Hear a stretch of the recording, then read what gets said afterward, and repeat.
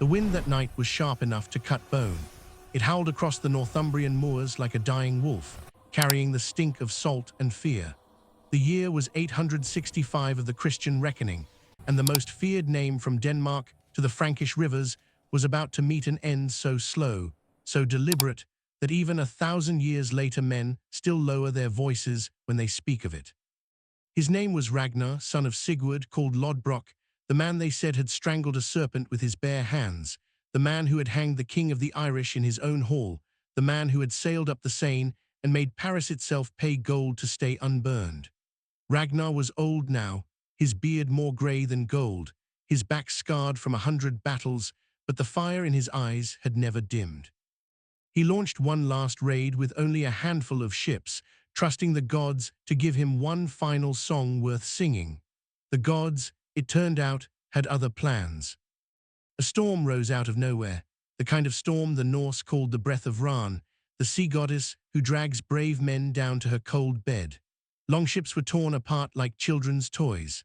Ragnar's dragon prow was driven ashore on the wrong coast, the coast ruled by a king who had prayed every night for the chance to see Ragnar in chains. King Ælla of Northumbria had not forgotten the villages reduced to smoking bones, the monasteries stripped of silver and virgins, the rivers that once ran red after Ragnar's keels passed. There would be no ransom. There would be no warrior's death beneath open sky with a sword in hand. Ælla wanted something worse. He wanted the whole world to remember what happened when you dared the north. They dragged Ragnar, half-drowned and furious, through the mud of the royal hall. His mail shirt was torn away, his arm rings snapped off like cheap iron. They beat him just enough to remind him he was no longer king of the sea, just meat. Then they marched him at spear point to a place no saga had ever spoken of before, a circular pit sunk deep into the earth, its walls lined with slick stone so no man could climb out. Torches were lowered on ropes so the guards could watch. And then the hissing began. Hundreds of adders, the only venomous snake in all Britain, had been collected for weeks. Farmers were paid in silver to hunt them, children sent into the bracken with sticks and sacks. The snakes were starved, enraged, thrown into the pit until the floor moved like black water. The guards laughed as they bound Ragnar's wrists with walrus hide rope, laughed harder when they stripped him naked so the bites would find flesh faster. They tied a rope under his arms and lowered him the way a fisherman lowers bait to a shark. The first strike came before his feet even touched the bottom, then the second, then the 10th, then too many to count. Imagine it, feel it with me for a moment, because this is the darkness most Viking movies will never show you. The cold bites first, then the fangs. Each adder strikes and holds for a heartbeat before letting go, pumping venom that feels like molten iron poured straight into the blood. The neurotoxins race upward, locking muscles one by one. First the legs go numb, then the arms hang like dead meat, but the mind stays cruelly awake. The hemotoxins follow, breaking down tissue, turning organs to soup while the heart still beats. Ragnar thrashed at the beginning, roaring curses that made even the English guards step back. But soon the roaring became gasping, the cursing became whimpers, and still the snakes came. Hours, not minutes, hours. He was conscious for almost all of it. They say at the very end, when the poison reached his tongue and his eyes rolled white, he managed one last sentence, spoken through teeth black with venom and blood. How the little piglets would grunt if they knew how the old boar suffers. He was talking about his sons. He knew what he had just unleashed. Across the North Sea, in halls lit by whale oil lamps, the news arrived like Thor's own hammer blow. Ivar the Boneless, whose legs were twisted but whose mind was sharper than any blade, heard it first. Ub, broad as an oak, smashed a drinking horn against the wall when the Scald finished the tale. Halfdan, Bjorn Ironside, Sigurd Snake in the Eye, all the brood of Ragnar, every one of them a terror in his own right, stood in silence for one heartbeat. Then the planning began. Oaths were sworn on the bristles of the sacred boar, rings were broken and distributed so no man could back out. Hundreds of longships were dragged down to the water. The greatest Viking army ever assembled, the sons of the man who died screaming in the snake pit, sailed for England with one word on their lips: revenge. They landed in East Anglia first, horses swimming ashore through crashing surf, shields already painted black for mourning and war. They swept north like a plague. Northumbria never stood a chance. York fell in a single red dawn. King Ælla tried to raise an army, but half his warriors fled when they heard whose banners were flying above the walls: the raven, the wolf, the bloody axe. Ælla and his rival Osbert met the Vikings on an open field outside the city and were crushed so completely that the chronicles simply say both kings were slain. But the sagas, the Norse skalds who sang for mead and silver, tell a far darker story. They say Ælla did not die on the battlefield. They say he was taken alive. They say Ragnar's sons carried him into a ruined church, stripped him the way their father had been stripped, and laid him face down on the cold flagstones. Ivar the Boneless, who never walked but was carried on a shield like a dark god, gave the order. The ritual began. This was the blood eagle. It was not murder, it was art. Terrifying, sacred, unstoppable art. First they staked his wrists and ankles so he could not thrash. Then the strongest warrior took a heavy iron knife, heated cherry red in a brazier, and began at the base of the neck. He cut downward along the spine, one side, then the other, deep enough to reach bone. The screams echoed off the stone arches like damned souls. When the backbone was laid bare, they used axes, small, precise axes, to crack each rib away from the spine with a wet snapping sound you can almost hear in your nightmares. One by one, the ribs were bent outward, pried and twisted until they flared like the wings of a monstrous bird. Blood poured in rivers. The smell of hot iron and opened bowels filled the church, and still Ælla lived. They say Ivar himself reached in with bare hands, still gloved in his father's memory, and pulled the lungs out through the gaping wound. He laid them, wet and steaming, across the dying king's shoulders so that every ragged breath made the lungs flutter like crimson wings.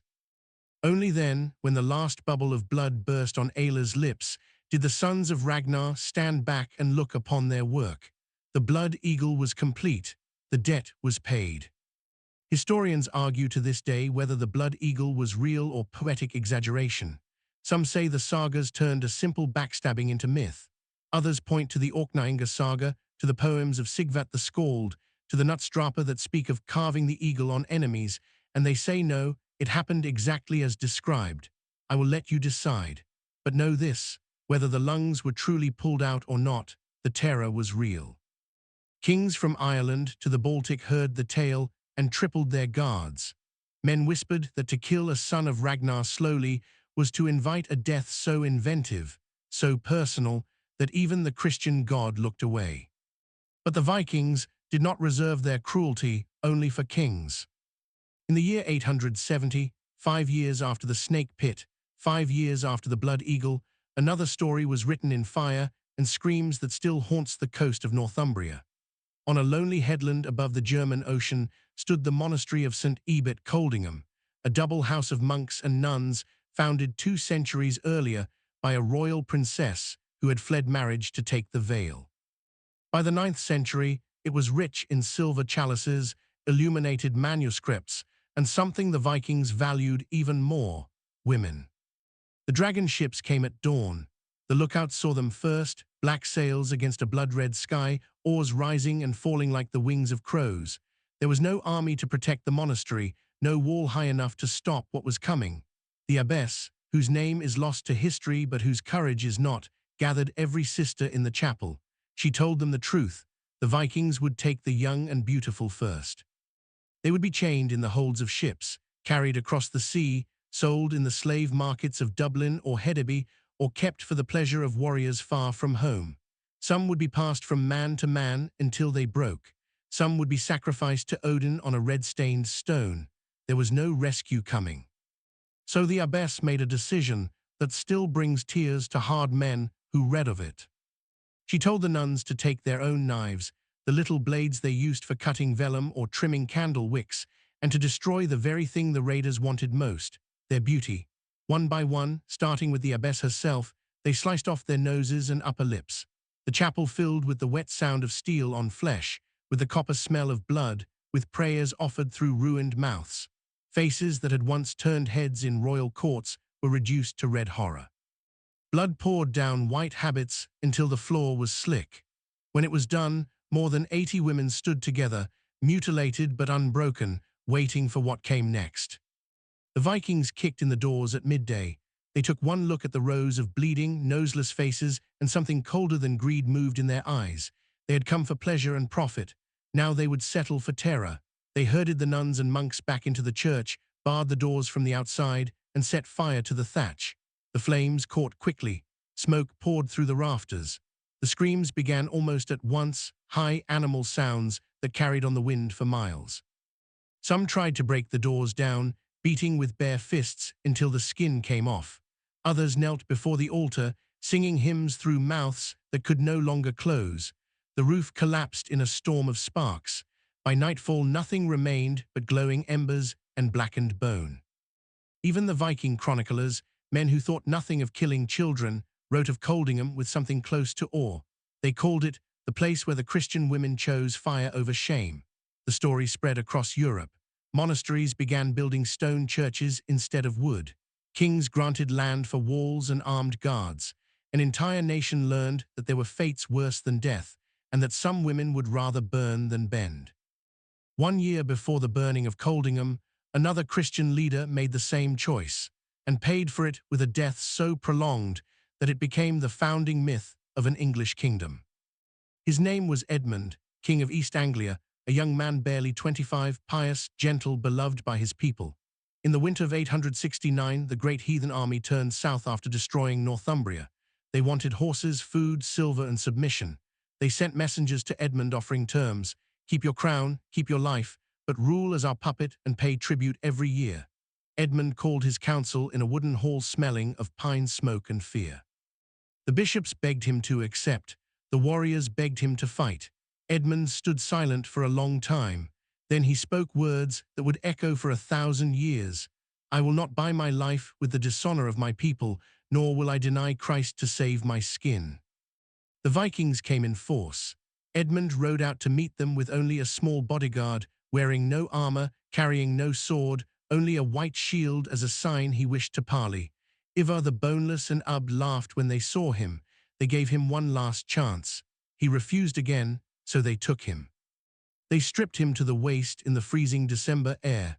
They tied him upright to an oak tree, arms spread wide like Christ on the cross, an insult no one missed. Then the torture began. First came the whips, heavy leather soaked in salt water, swung by men who had done this before. The skin of his back opened in long red strips. Blood froze almost as fast as it flowed. When the whips grew boring, the archers stepped forward. Not to kill, not yet. They used blunt practice arrows at first, bruising, breaking ribs, then sharper ones that sank deep into muscle but missed the heart. They shot until his torso bristled like a hedgehog, until every breath was agony, until he sagged against the ropes barely conscious. Still, he prayed aloud, calling on Christ to forgive his tormentors. Only when the sun began to set and the cold threatened to finish what the arrows had started did Ivar give the nod. A single warrior stepped forward with a broadaxe and took Edmund's head in one clean stroke. The body was left tied to the tree as a warning. The head was carried into the forest and thrown among brambles so the Christians could never find it and give it proper burial. But the story does not end there. Weeks later, when the Vikings had moved on, Edmund's followers crept back under cover of darkness. They searched for days, calling through the frozen woods. At last they heard a voice, not human but clear as a bell. Here, here, here. They followed the sound and found a huge grey wolf standing guard over the severed head, gentle as a dog, unharmed by the cold. When they approached, the wolf stepped aside. They carried the head back to the body. And here the miracle happened. When they placed the head against the neck, the skin knit together without a scar. Not a drop of blood fell. Edmund was whole again. They buried him at a place called Beodericksworth, later renamed Bury St. Edmunds. Within a century, it became one of the richest pilgrimage sites in England. Kings knelt where a king had bled. A gentle man who refused to bow became the first patron saint of England, long before George and the Dragon. His banner, gold arrows on blue, flew over the English at Agincourt 6 centuries later. A death that was meant to break a people instead gave them a hero who would never break. These 4 deaths, Ragnar in the snake pit, Ælla beneath the blood eagle, the nuns burning at Coldingham, Edmund pierced and beheaded, are more than stories. They are the moments when the Viking Age showed its true face. This was not an age of noble explorers. This was an age of terror used as a weapon sharper than any sword. They did not just kill. They created spectacles so shocking that entire kingdoms surrendered without a fight because men knew what waited if they resisted. And yet look closer. In every one of these nightmares there burns something unbreakable. Ragnar laughs at death and promises his sons will make the world pay. Ælla's agony becomes the price of underestimating Norse vengeance. The Nuns of Coldingham choose disfigurement and fire over slavery and shame. Edmund dies praying for the men who torture him. None of them begged. None of them broke. That is the secret fire the sagas carry beneath all the blood. That is the fire I want you to carry out of this video today. You live in a softer age, but the same choice comes to all of us eventually. Bow or burn, betray yourself, or stand tall when everything is stripped away. The Vikings were monsters, yes, but they were also a mirror. They showed what happens when men and women decide some things are worth more than life itself. So here is my challenge to you right now, warrior to warrior. When this video ends, do not just close the tab and forget. Take the fire you felt while reading these words and carry it into your week. When someone tries to make you smaller than you are, remember the nuns who cut away their own beauty rather than let it be taken. When life ties you to the tree and the arrows start flying, remember Edmund praying through the pain. When the snakes are in the pit and the world wants you to scream for mercy, remember Ragnar's last laugh and make them pay for every inch. This channel exists for one reason, to remind you that history is not dead. It is gunpowder waiting for your spark. If this video shook you, if it lit even a single coal in your chest, then prove it. Hit the like button so hard the algorithm feels it. Share this with one person who needs to remember what real strength looks like. And subscribe right now, turn on that bell, because every week I drag the darkest, most powerful stories out of the past and hand you the torch. We are building something here. An army of men and women who will never kneel to comfort, never trade truth for safety, never forget that the hottest fire forges the hardest steel. Comment below right now and tell me which death hit you hardest. Ragnar and the snakes, Ælla and the eagle, the nuns in the burning church, or Edmund beneath the arrows. I read every single comment. I want to know whose spirit you're carrying with you today. And one last thing before you go. Never forget, the world can take your face, your freedom, even your life, but it can never take the part of you that decides who you are when everything else is gone. That part is yours forever. Keep it sharp. Keep it burning. I'll see you in the next battle.